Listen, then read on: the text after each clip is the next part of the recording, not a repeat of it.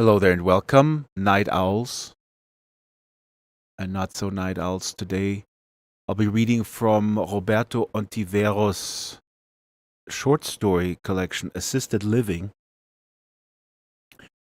I'm going to read the story Speaking Ill of the Red. It starts with chapter Bohemian Chastity. I'm a creature of habit, a creature anyway, who yields to the gravity of his creature comforts, a beast who has come to believe that all habits rely upon a secure habitat.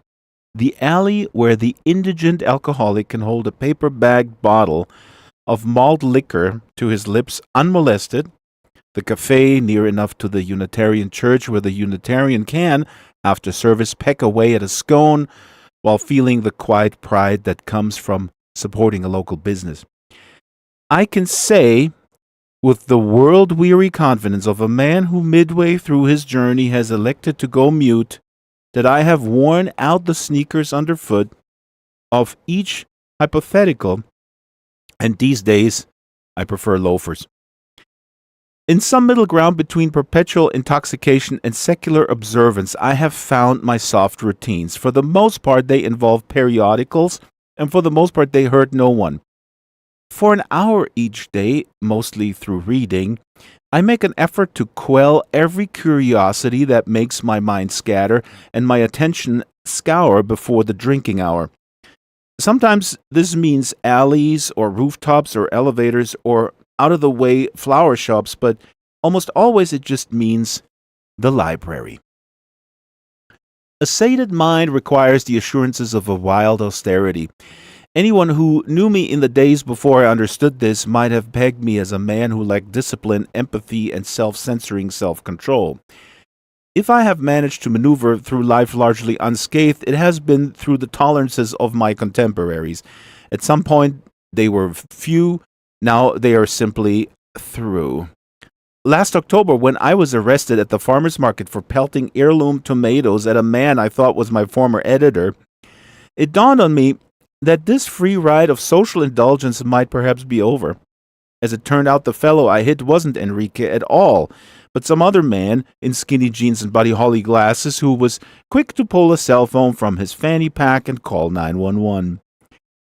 This was the 9th time within 2 years that I've been arrested for behavior that was written off as public intoxication, and it was the kind of wake-up call that makes one long for sleep.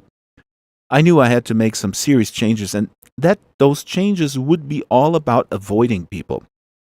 The bigger change, of course, would have been to say bye-bye to booze, but there was no way I was going to quit drinking right then, not the way I was fighting the shakes at noon with a 40-ounce bottle of Old English 800. I was in no rush to get sober, but I was in a panic to be well. A very conscientious self-medicator, I felt I owed it to myself and everyone else to empirically observe all facts regarding dosage before ditching drink for mood stability in tablet form. There was, however, no reason I had to be around people while all this was happening. Why should society suffer for the dipsomania of an otherwise mild-mannered maniac? The world might have been too much with me, but it was also the only way to get a hold of my bipolar bus pass. The skin of the social has ever earned its calluses by guarding against depleting eccentrics. That inner demon that would not let Socrates cop to lesser offenses when charged with corrupting the Athenian youth could also, unchecked, lead the gadfly to cop many an uninvited feel. Most people in this toga-free age don't want to be around that kind of nonsense. So I decided to lay low, and above all, keep quiet. The library is the only place, outside of body viewing before burial, where a person is supposed to observe silence. But even this meditative edict isn't so easily enforced these days. The branch near my home now offers speed dating as well as audiovisual advice on how one might monetize a YouTube account. When you speak to no one, the game of communication becomes all about telling yourself that you will and will not read. Before a wooden wall of Vogue and Marie Claire, I'm selective to the point of aesthetic anemia. With fiction, any fiction, I'm a lost cause. The last book I found myself reading, despite my aversion to spiritual-themed self-help books and tales of the zombie apocalypse, was a parody of both, entitled The 5 People You Eat in Heaven. I would like to say it was a waste of my time, but I actually enjoyed the heck out of it. The web series it spawned engaged me too, so don't trust me on this or really anything. My addictive personality extends to the epic as well as the ephemeral. So, on principle, I make it a point to curtail my literary gluttony by simply avoiding the recently released shelf. If I'm going to pick up some trussed-up fabrication, I would rather reread works that I'm utterly familiar with, works that I know to the point of memorization. And really, there are only 2. That one book by Huysmans, which anyone who fears enemas and is aesthetically moved by the notion of bejeweled tortoise shells should be required to read. And then there is that one book by Guide, which cogently convinces that imperialism is best when regarded as nothing more threatening than an erotic art. There was actually a time in my life nearly 2 decades back when I would accept friends only on the condition that they could accept that I was going to keep reading these 2 essentially suspect books again and again. But now, my superstitious ties to both these novels are trumped by the fact that I'm past 40 and do not speak to a soul. As a kind of very material sense memory, as a kind of personal affectation or obvious nod to my tendency to observe totems, what people used to call fetishism, before that word became all about stolen Spanx and a drawer full of secret marbles, I keep both books near the bark leather couch I sleep on every night. Un Rebours and The Immoralist on a glass coffee table that holds tin cups of the safest wine alongside my winter gloves when I don't place them over brass candle holders, and 9 cell phones which I have purchased over the years and now use only as paperweights. Again and again I can come to these 2 slight and sticky tomes in meditative ways that are not really reading, but rather a castigating routine of going over familiar lines in an act that is much closer to counting rosary beads than traipsing an inkhorn's omnivorous ocular attention along the tidbits of text. An astrological aside, if this leather couch that I sleep on had a star sign, it would be a Gemini. The way it feels alternately too hot when I rise from it in the middle of the night, then too cold when I return. As a Scorpion, I should abstain from all Janus-faced furnishings, but my actual bed, so close to a window that looks into the alley, which used to make me feel as if escape was always an option, reminds me now of Bob, the sometimes arts writer I used to edit when I was on good terms with The Verger. I'd say that we both got canned around the same time, but Bob kept in some kind of email touch with their editor, the man I thought I was throwing fruit at on that fateful Sunday, and was able to keep publishing a few movie reviews before they must have gotten wise to how late he could be with turning in copy and how averse he was using spell check. I used to drink with Bob after work on a more or less daily basis, for no longer than an hour, but for a very stout and literal happy hour, as it seemed he was using his time with me as a kind of ruse for some secret rendezvous, lying to some special someone about where he was, pretending to be talking shop with his editor and then scooting off to further his furtive plans somewhere else. Bob was a scoundrel, a misguided miscreant who had confessed to never feeling comfortable in a home unless he knew the contents of its medicine cabinet. His faults were both legion and legendary, but things were flowing for Bob. Or his blood was flowing, judging by how often he stood to straighten out trousers that in the course of our hour-long inebriations had suddenly become too uncomfortable to sit in. Bob would come over, and we would knock back fast beer at my kitchen table, and we didn't even listen to music or anything. Just blah blah, black sheep blather, and then he would cut out for the night. It was an ideal kind of confessional back and forth that we never took to deep levels. Bob and I could superficially spill our stories to one another and never face ramifications. We weren't exactly friends, and all we ever seemed to talk about was the dead, and how he wanted to talk more about the dead. Bob wanted desperately to write obituaries for me. No chance, I tell him, because unless Dia de los Muertos was approaching, The Verger mostly just covered the bar scene, which, being a solitary drunk who never liked to leave the house, I loathed. What Bob had in mind for me was a little more elaborate than an obituary page. He pitched this idea that he would write criticisms detailing the works of recently deceased authors. I smiled when he talked about it because he sounded like an excited kid dreaming out loud about secret treasure or camping in the backyard.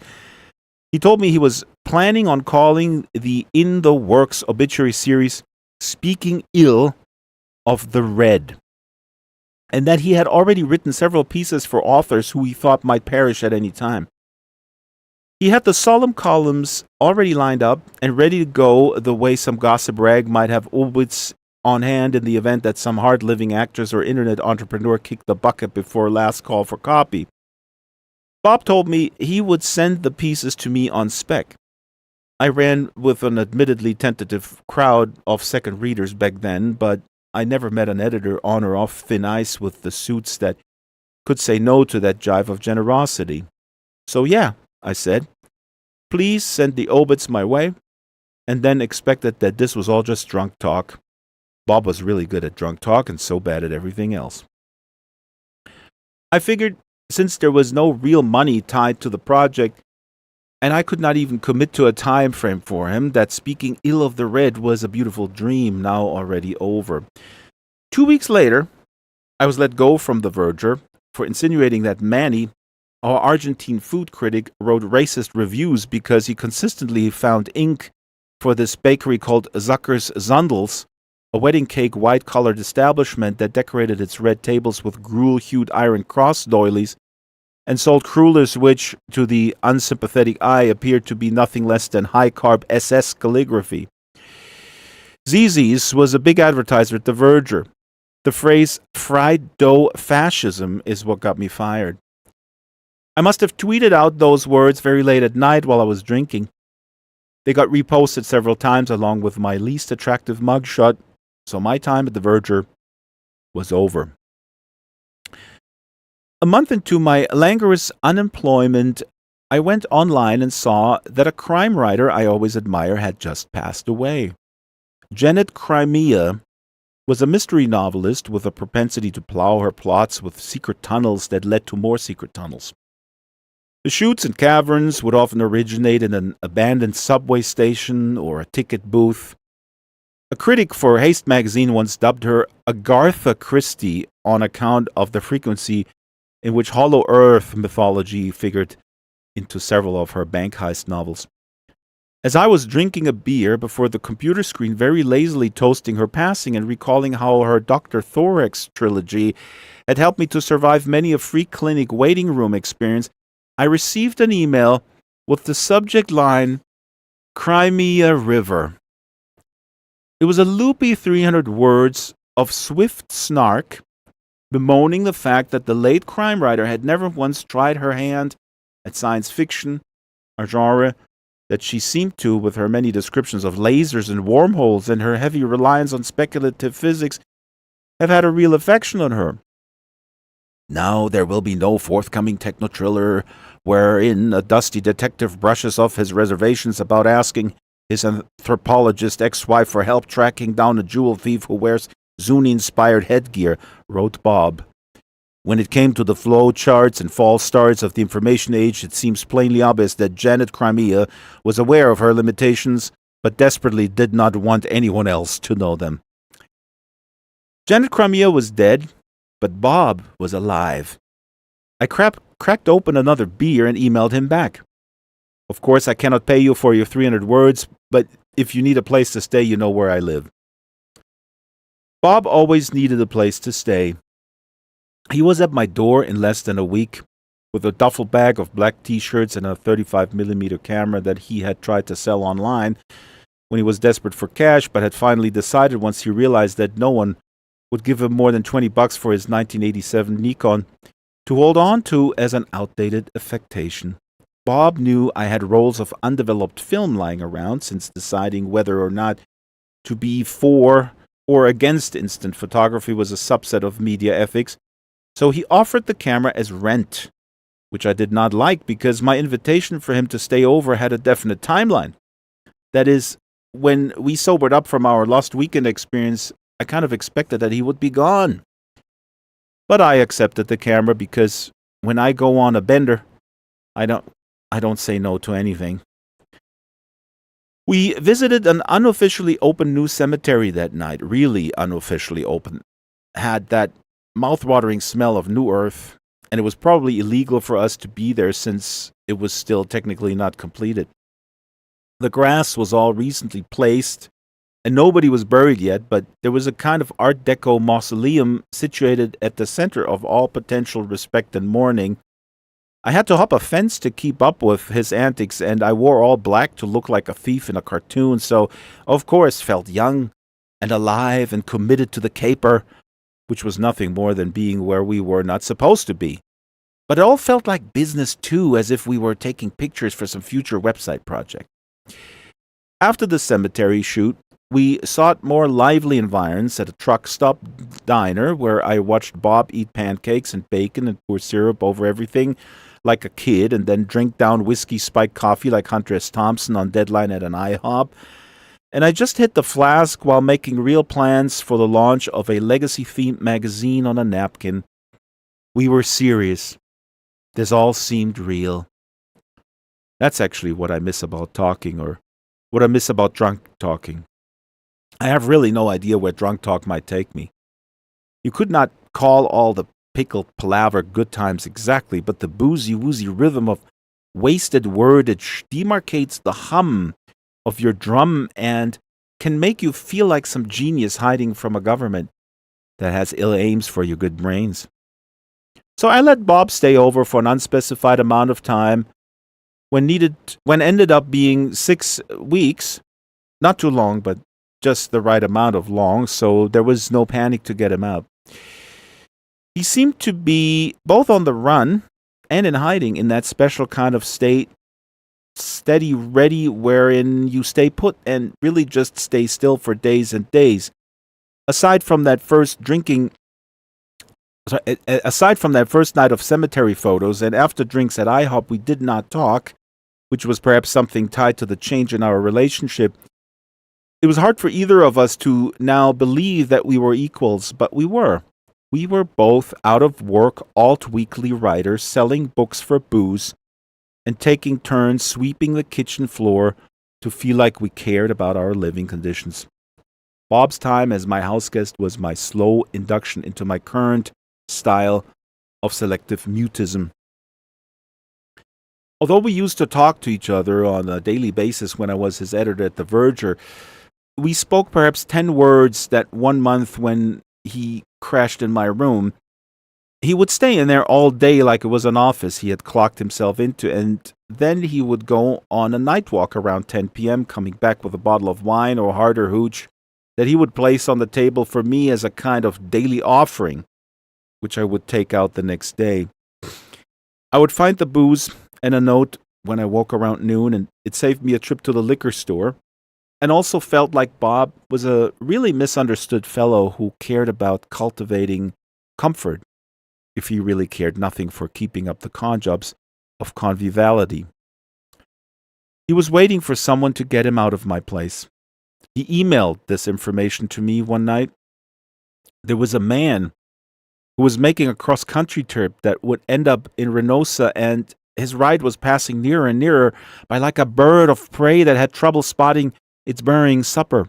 Bob would send me more information about this mysterious man, so I knew when he would be gone every night around 2 a.m. or 3 a.m. when he was drinking and making his late-night drunk plans for the rest of his life. My guy Lloyd is in El Paso right now, as we speak, and he thinks he likes this girl, so I won't see him just yet, but keep the faith.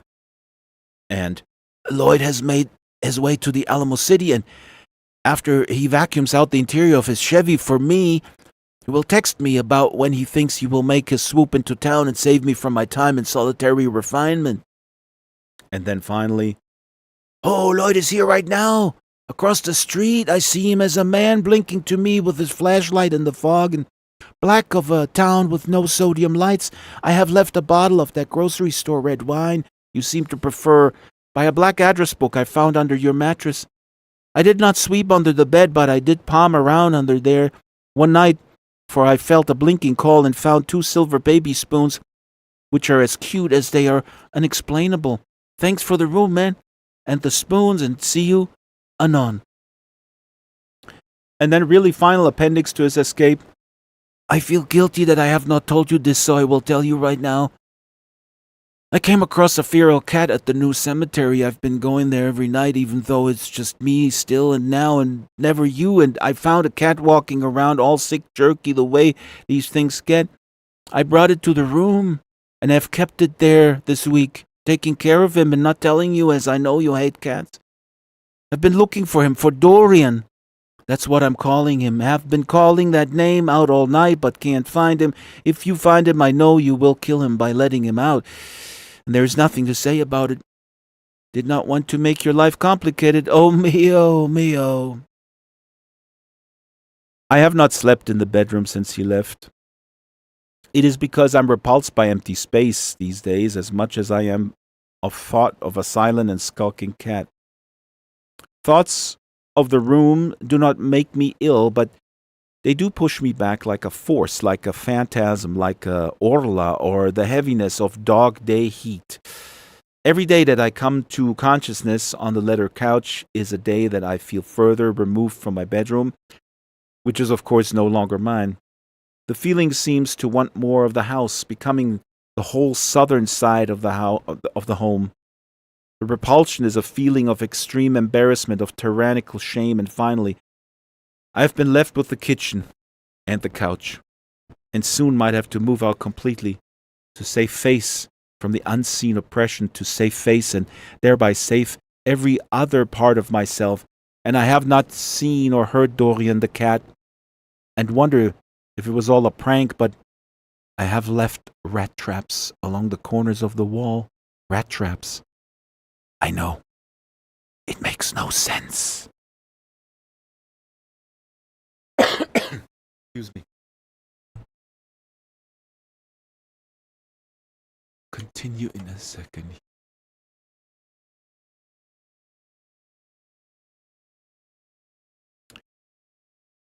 Bathos at the biblioteca.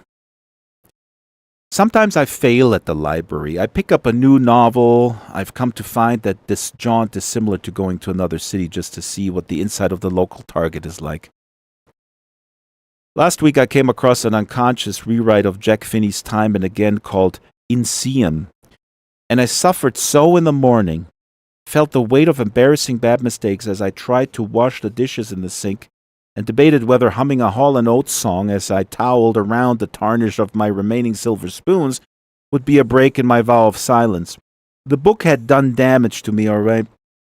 All night I dreamed of leaflets in the wind and desk drawers and a red-headed woman who could only communicate to her unborn paramour by leaving notes sewn into the lining of a now-vintage wedding dress. It is a grounding humility to know that all your morphic kites are simply tethered to what you have read that night.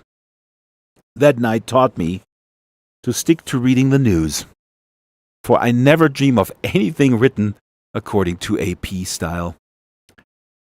Other times my failure at the library is completely out of my hands. I lay blame on the military holiday that came between me and my time before magazines, racks, and microfiche for how wildly I have recently been thrown from my mind-preserving routine. Since that day at the library was closed, I had been compelled to spend my noon hour walking behind Lolly, ostensibly to see where this attractive young vagrant might spend his lunchtime hour, but in truth it is because I am that very special kind of a gossip who has no one to whisper to, the worst kind of gossip really, because my mind does not go toward the seedy or the sensational, but rather toward a kind of quotidian fact-checking of the homeless people that live around me. A part of me would like to believe that my compulsion toward curiosity about the street people is nothing more serious than some undiagnosed OCD. a wan symptom which I have dressed up and tarted around as if it were some dilettante's caprice. But in truth, it is closer to archival work and akin to the fatalism felt by an astrologer who has been hired to work a star chart backwards from traits alone, blindly tracking a customer's character to somehow warm back towards a zodiac that could account for the persona of his patron. What absolves, if anything absolves, my observing nature is how little I trust it. I may find myself rereading Janet Crimea just to feel like a lonesome snob carrying a torch for a dead writer who nobody reads anymore, but I rarely, if never, read too much into anything. As my pools of estimation are all surface-centered, I make it a point to face all facts before figuring upon the calming lull of an opinion. With Lolly, this was not going to be hard. I knew enough about the kid to recklessly assign him certain attributes that made him a kind of character in my quiet world. I knew his real name was Larry Vick. I knew that he was 25 and that his dark hair, from the speed at which his wavy mane grew out, could not be a dye job. I knew that most days he sits upon a forest green milk crate under the overpass, like some anachronistic Grecian character lounging in Hellenic shade. I should say that I never sought to understand all this about Lolly, but rather that I just picked it all up through general observation, as I don't make a practice of being ignorant of where my charity goes. I have probably given Lolly $75 over the course of a year. But come Christmas, this will end, as I resolve to cut my good works down to offering the local bums only cigarettes and a smirk, and then only if I somehow have cigarettes on me, which is unlikely because last year's resolution was to quit smoking. And I, save for several court-mandated AA meetings, have kept to the resolution. I should have no problem sparing the smirk. Since I've stopped speaking to anyone, I find I'm always fighting off the grin of a man who houses secrets. This is what I know about Lolly. Lolly studied for a time, for the typical half a semester that it takes most true dreamers who flirt with university life to know that they need to drop out. And Lolly can sing. I've heard him going at it a few times when he joins the gang of street crooners who have learned to pool their vocal panache for greater return every evening at around dusk. Lolly apes a kind of quacking Mariolanza, but it's a pleasant failure. He has a presence and a draw. The power is enough so that it makes sense to me that Lolly might have been studying theater or some similarly loud-mouthed forensic art that hides out in the humanities. But this is simply an idea born out of the prejudices that seize me whenever I come across grown men wearing ill-fitting white long-sleeve shirts that recall the thrift store troubadour ensemble worn by Patti Smith for her Horses album. Lolly was educated, but it had nothing to do with arts. I overheard him talking about his failed freshman year and was set straight about his scholastics. A fellow street singer, a tenor who belts out Jacques Brel for $1 and wears burlap trousers and a denim jacket with no shirt underneath, was going at him about why he didn't just get a bank job or a desk gig at a gallery. He looked healthy enough, as anyone could see, so why didn't he just swallow his pride, as he had swallowed so many other things, and just call up his folks for help? The day I discovered all this, I had been particularly brazen about sating my curiosity and just pulled a director's chair up and sat across the street with a stack of newspapers by my knees, so it maybe looked as if I was selling newspapers and no one would give me a hard time about sitting around. It was a nice day and I wanted to be out with my styrofoam cup of beer and my pocketbook of Dorothy Parker poems. I was drinking funny like that in those days and reading only funny people then too, and looking funny now that I recall the director's chair and the canvas paperboy bag loaded with several dozen re-wrapped sundaes I had collected over the course of 2 years and would now use as the hoaxware for my ruse. I was still okay with talking to people then, even though communication was generally restricted to a yeah or nah when the liquor store jockey asked me if I was having a fine day. Even then, I would often just answer the inquiry by shaking my head up and down in a right leaning diagonal fashion, as if this head movement was somehow being faithful to both possibilities. I had special attention to Lolly's reply as I sipped my Miller Lite through a straw and looked at my Converse sneakers. Lolly informed his interrogator that he always called his folks. Perhaps once a month he dropped them a line.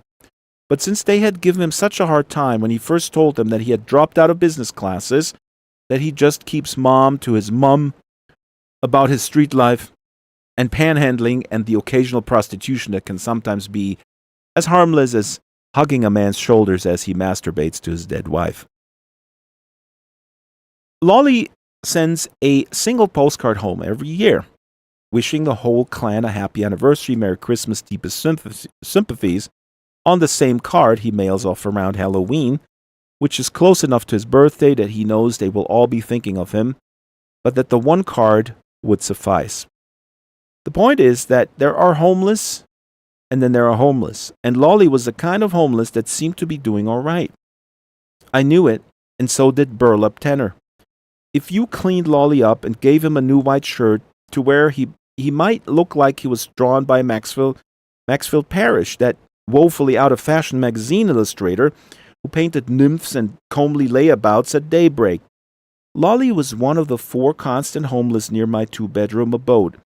I felt as though I knew everything about this kid's routine, enough to have the feeling that he didn't seem to have any depleting habits, and that maybe there were reasons that had nothing to do with economics for why he was out there under the overpass all the time. He might even be trying to pull off some hunger artist routine, or maybe faking somnambulist zombiehood. That is, he wore a black turtleneck for a week that made him look like the sleeping slave in the cabinet of Dr. Caligari, so who knows? Lolly was always outside when I got my coffee and my paper at the gas station at 9 a.m. I would see him again when I walked to the library every noon. But when I made my way to Coco's Wine and Darts at 5 p.m., he would be gone. I assume, and it is the same assumption I make about many of the homeless that gather in the area that is so far from all the amenities and public libraries offered downtown, that Lolly takes the bus to get here and takes the bus back to a shelter and is really just otherwise fine. It is a lousy assumption, full of wishful thinking and denial. But that's how I see all these men under the overpass who are not actually asleep. I see them as men with a place to be who choose for some reason to be out here when the weather is not murderous. In the end, I just decided that Lolly was too put together to not be cared for. Somewhere he was being looked after. I would bet on it. If I knew the first thing about being comfortable before chance.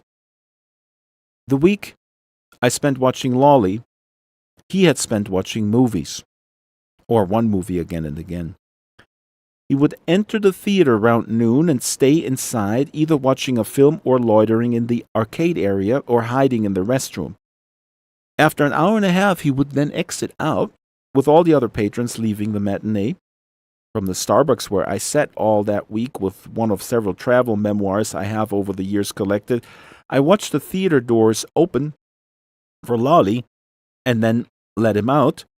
I wore sunglasses that week as if I was trying to check out a bather at the beach and didn't want to be caught, and I kept the book open at a random page before me, occasionally eyeing descriptions of this Paul Theroux narrator going down the Yangtze or regarding a continental breakfast.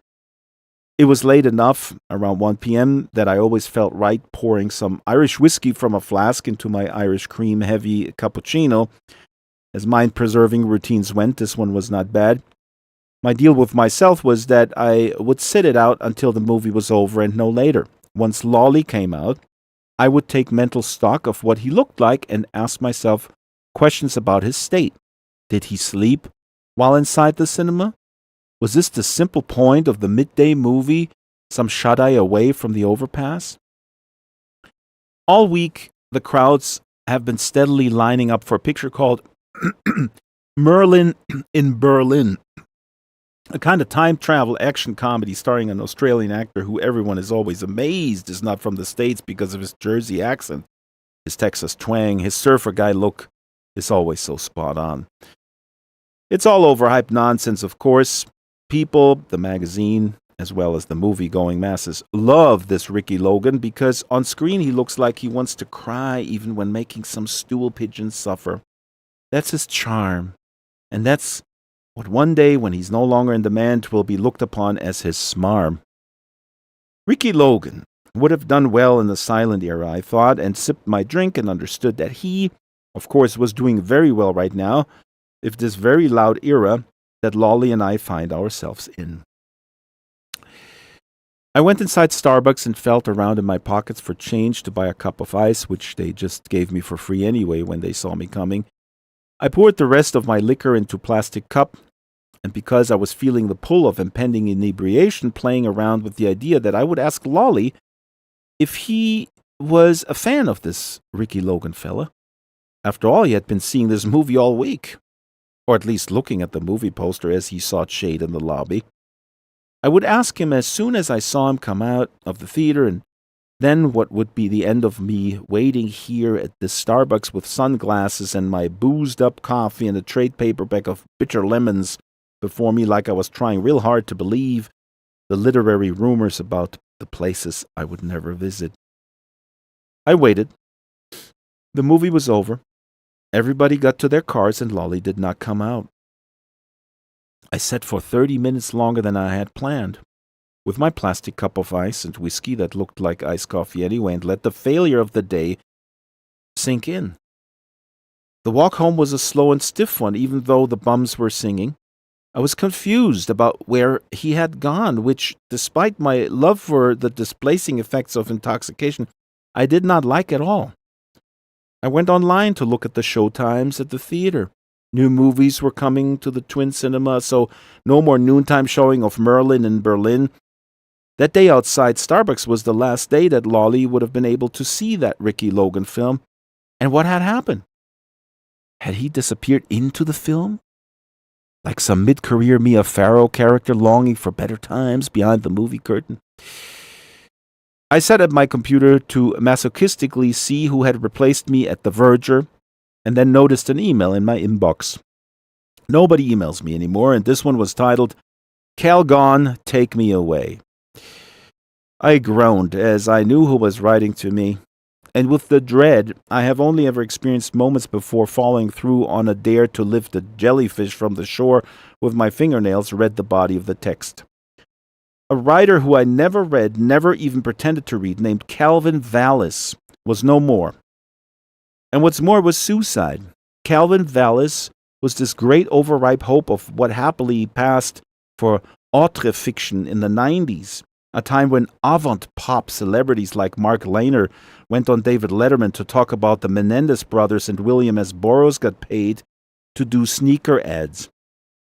20 years after the literary world rejoiced to come across a Pynchon pony who wore bandanas for his publicity pics, people were still at least pretending to read him, and what's more, this Calvin Vallis was actually readable.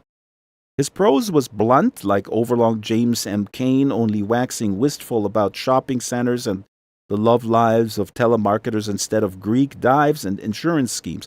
So already that was 2 strikes of disqualifying nope against the author's rarity. It was suicide because it had to be.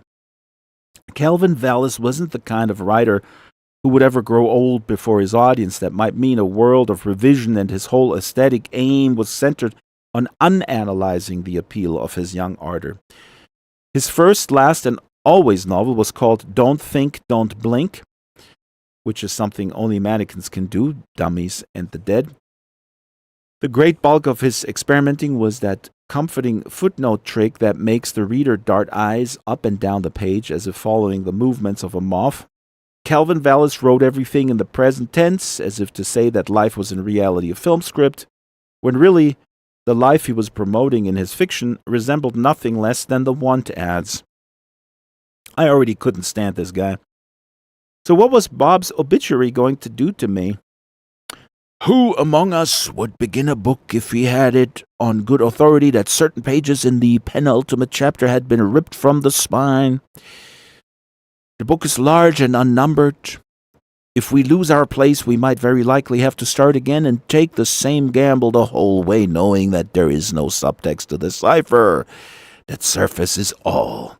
Tens of thousands of us said yes to this, and will say yes nevermore. It was praise. I was not ready for praise. I decided to forego my morning six-pack and have a coffee, which turned into me making another pot, then actually eating food. And then it was time for a drink. Then I had that rare rush to be outdoors. With a little food in me, I found I could think better. The therapists had been right about the role of nutrition in my recovery. Perhaps they were right about everything. I cracked open a beer, just to be on the safe side.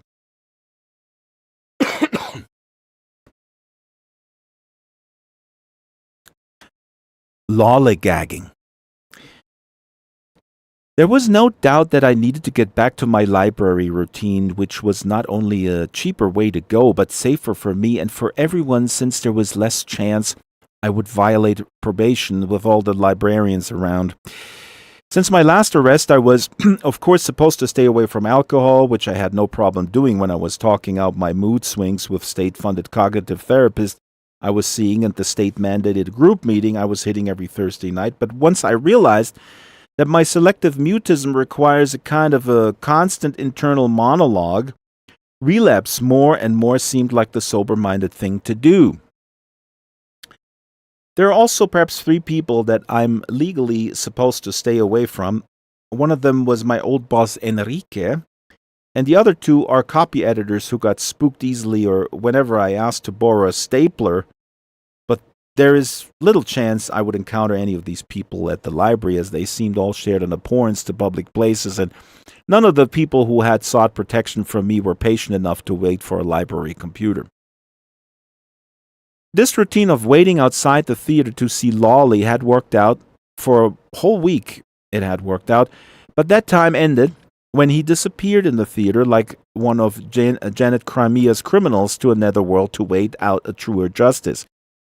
That night I understood this. I had a hunch that if I did not change up my routine, or at least change up the immediate environment around the couch I crash on, I might have a difficult time with sleep. It was a rough night, but I managed to finally get 5 hours, which I supplanted with a snap, after which I set upon organizing the schema of my sleep surroundings to protect myself from the coming night and all its mares. I began by tearing open several boxes of books I had packed away for a donation around the couch. The books in boxes used to mean something to me. The books meant that I would read them once again or for the first time ever, so they meant that I would spend time on them. So they meant the future.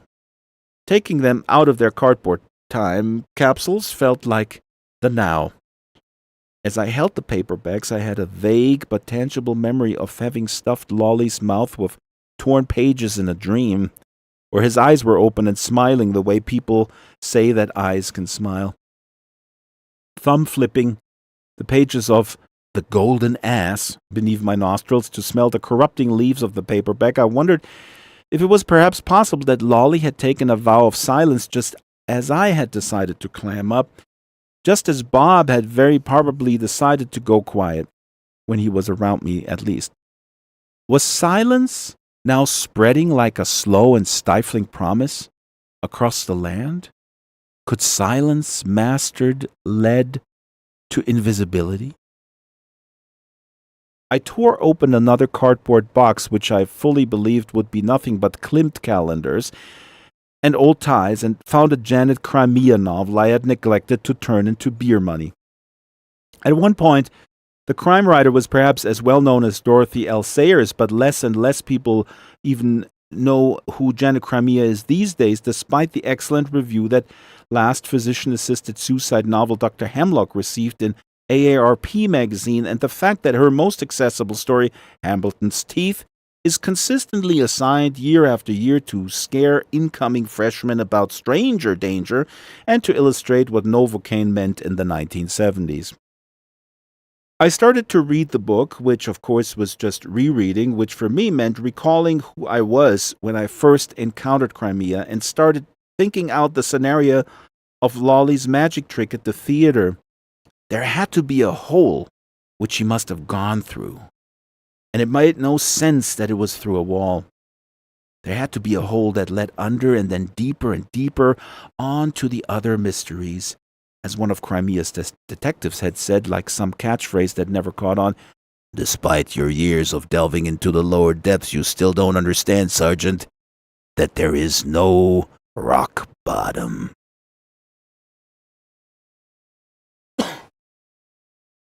Au revoir, au revoir.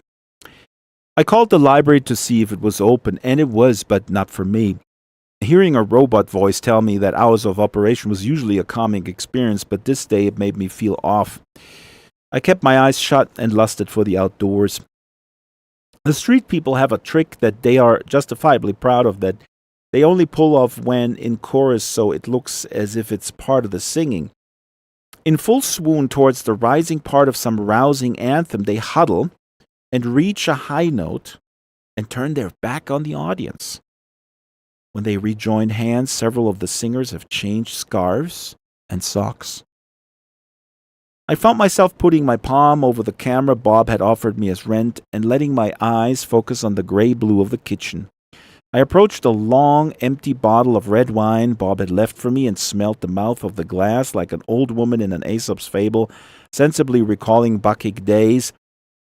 There were perhaps only 2 pictures left to be taken. Bob had snapped all the others while he was here, and they would be of the cemetery and of Dorian the cat and maybe just the corners of the room I used to sleep in. As it got nearer to dusk, I found I could not leave the house, not even to get booze. I had a fear, hard to articulate sober as I was, that if I left my home, it would be hard to get back inside. If I left the house, I fully expected that there would be people inside my home when I returned, and that somehow I would be intruding upon a peaceful scene. I stalled the outside world by reading from this unsold Janet Crimea paperback, which was a story about a poet who would only give readings during each solstice, tasking his publicist with taking pictures of the attending audience, and for the next 6 months, this dark poet would follow a never-random audience member chosen from a fedora filed with instant Polaroids. I surprised myself by wrestling with the desire to read the words aloud from the book titled Neruda of All Evil, but in the end silently read, "The poet stopped watching movies 20 years ago as he started to believe that all the characters on screen were the actors, that there was no acting. It was a prejudice he took with everywhere he went, to the bank, the barbershop, why not to the hotel lobby where he knew Megan would be waiting for her mother to tell her how her father's illness was progressing and hand her that check for February." I went to my computer to see if any other writers had died. Not yet, but Bob was writing to let me know that there would be one dying very soon. His ride, Lloyd with the flashlight blinking in the night down my block, Lloyd, who had driven Bob into Mexico, was a novelist. He had written one derivative young adult vampire book called Teeth and Towers, and had then set out to work on an epistolary treatise called De Rotundas, which lost him an agent. The work was online now, if I was curious. I was. The novella Long Meditation mapped out all the oscillating roads of indecision that this tortured Penny Melmoth character suffered as a daily penance, like some purgative yet cautionary affectation of possessed routine. One of the chapters was called OCD on Arrival. There were nights of bingo and there were days of substitute teaching. I could imagine every line tucked into a fortune cookie. Lloyd was a goner. Lloyd was on so many pills and driving so long and with no stops. Bob would sleep and wake and sleep and wake, and Lloyd was still driving even along the silver mines of Zacatecas. This chevalier of a chauffeur can't go on forever or even for another week, I say. He coughs blood and he sighs and he smiles as he drives, and so I'm here to watch him go out. Companionship at the end was his last wish. I'll let you know how he expires and won't expect any rent for the news. I trust you have a finger over your closed lips as you read this. My lips are around a pineapple soda spiked with Lloyd's coconut schnapps. As much as he has seen in his 53 years, he has never seen anyone find a drink so refreshing. At 6 p.m., I showed up at the Twin Theater and walked inside, ready to watch whatever movie was showing, or go into the restroom and just stare in the mirror, or put down a few bucks for a Coke and be gone. I brought Bob's camera and had my money tucked into the Crimea paperback as if it were now going to be my wallet. Lolly was behind the snack booth. His face was shaved, and he had a name tag over his official employee jersey that said Larry. He was making change for a customer standing before me, a complete inverse of the image I had associated with him. Lolly had change in his hand in this camera obscura before me, and it was he who was giving coins back to people who needed it. I took 2 pictures of him, and then the camera was out of film. All week, the boy had probably been working up the courage to turn in an application, and now he worked here, at this cinema, and now he was on the other side of an impossible screen. Marveling at his bravery, as well as the return of my appetite, I decided to stand in line for a snack. When I got to him, I handed Lolly a $5 bill for a box of chocolate raisins that were priced at $4.99, and just stood there for a bit before he looked around and then leaned in to save me embarrassment by whispering the news that I still needed change.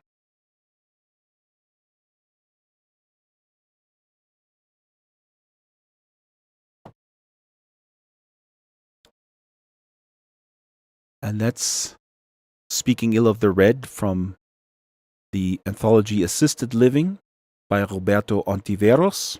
It's out now from Corona Samizdat. The link is in the description. Good night, and I'll read to you next week.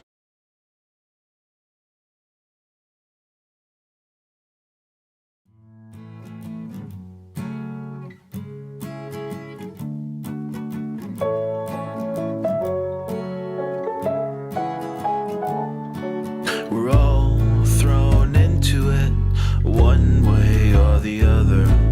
We all try to steer it as straight as we can. Sometimes we collide with each other. Who is to blame, and who's gonna fix the boat? Life, oh life, there's nothing to fear from your life. Let me know if I can be of any help. Life, you and I, let's try a fresh start today. What do you say? Let's close the door on the past.